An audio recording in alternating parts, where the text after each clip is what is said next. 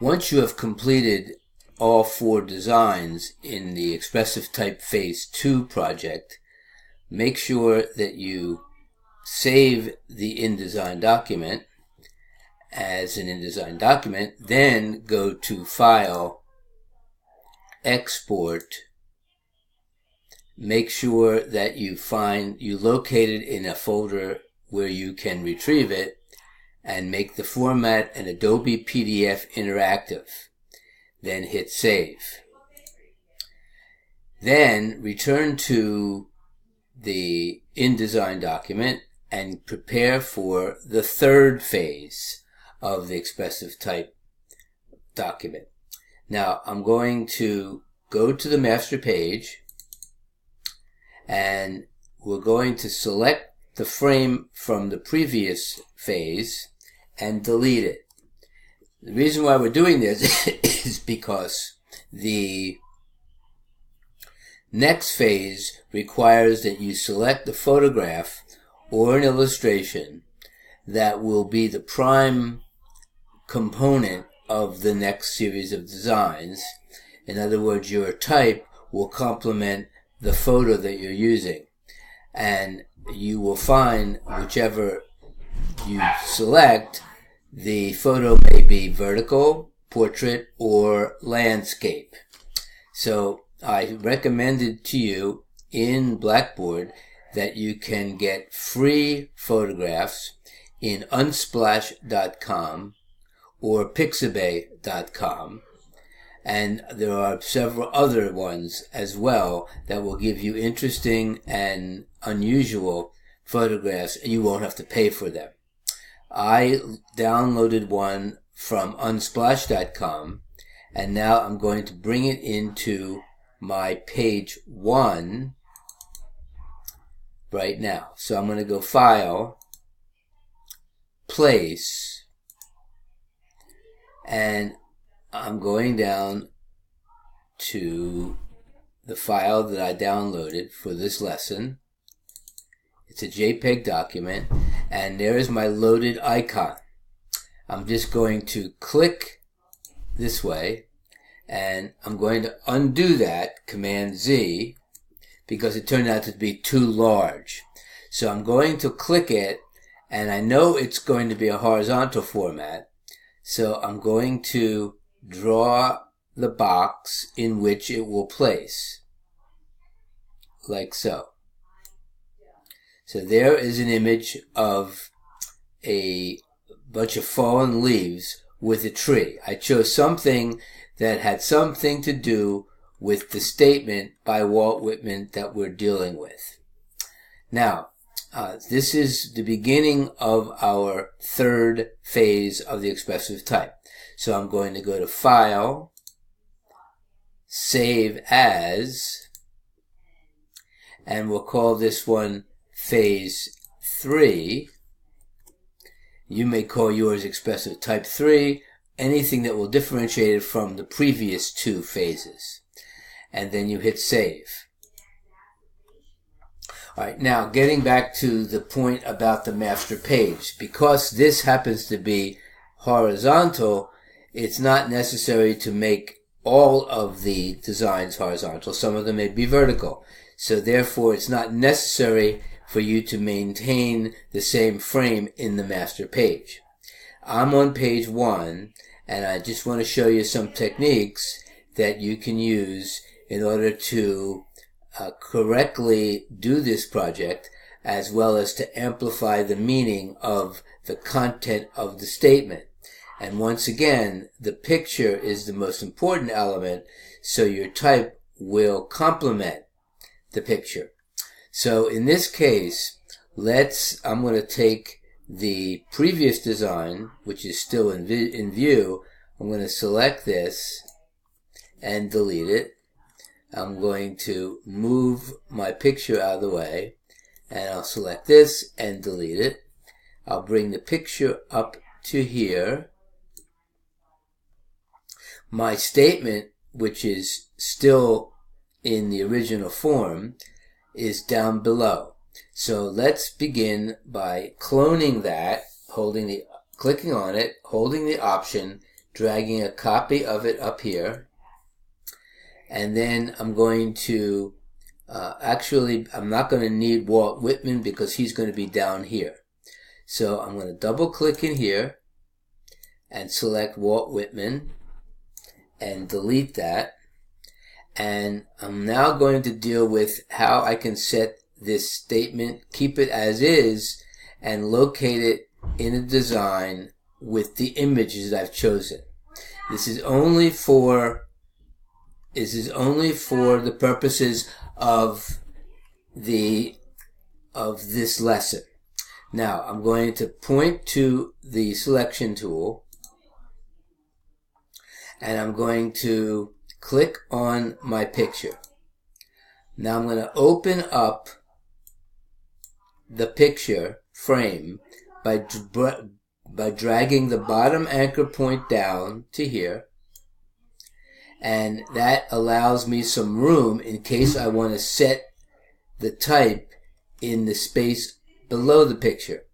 And I'm doing this because I'm looking at the complexity of the photograph itself with all these leaves, and it may be very difficult for me to read type on top of those leaves.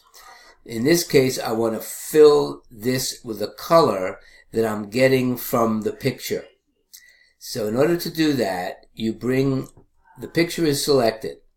I bring the fill in the front, and then I'm going to my eyedropper tool, which is located on the right column. If it's not there, you point to the lower right corner and you identify the eyedropper tool among the other tools it shares a space with. You click on the eyedropper tool, and once you have that, you go out onto your photograph and select a picture. Now I'm just going to choose some dark tone like that. That's almost black. I'm going to do Command Z and undo that. I'm going to do something a little less black, and let's go, here's my thing here.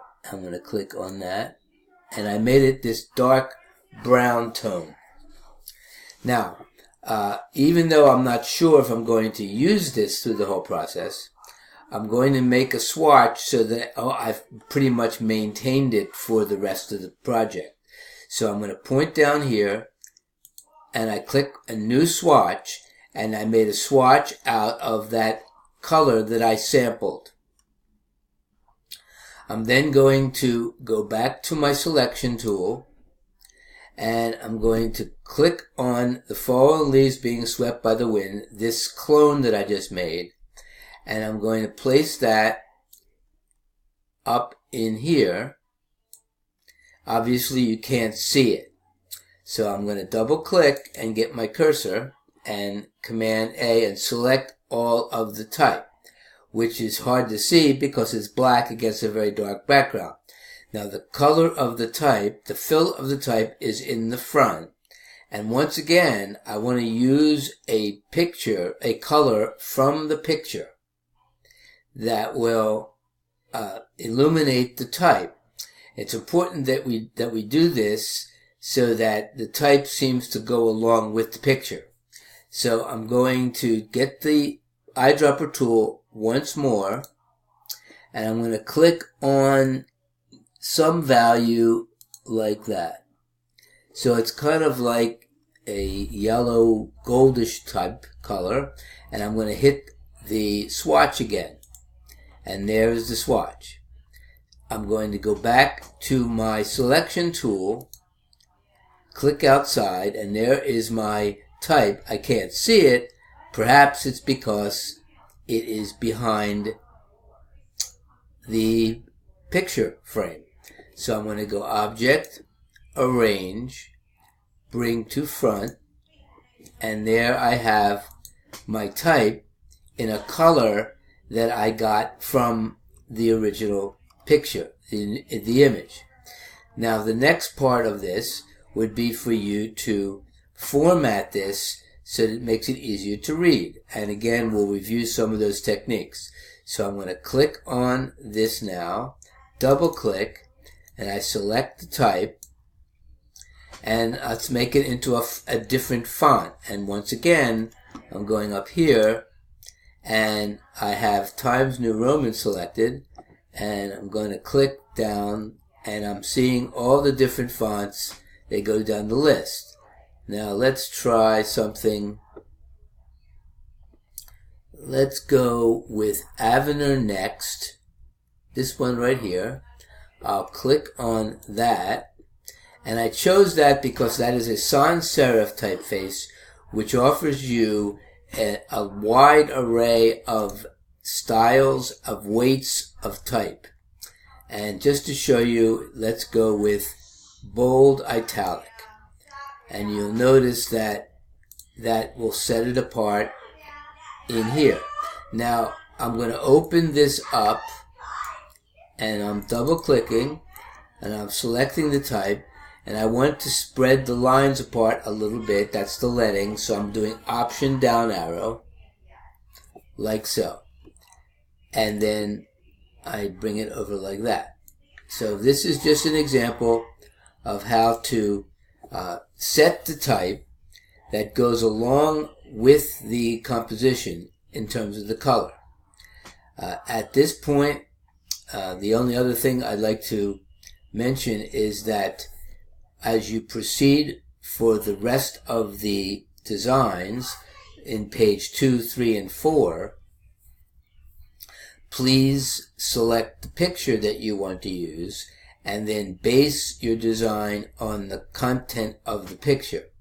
In some cases, you may find that the type can be placed directly over the picture. Now in this case, let me show you, since I'm going to show you one other technique. We're going to take the type as it is. I'm going to bring this up and put it on top of the picture, like that. Now you'll notice that it is a little bit more difficult to read.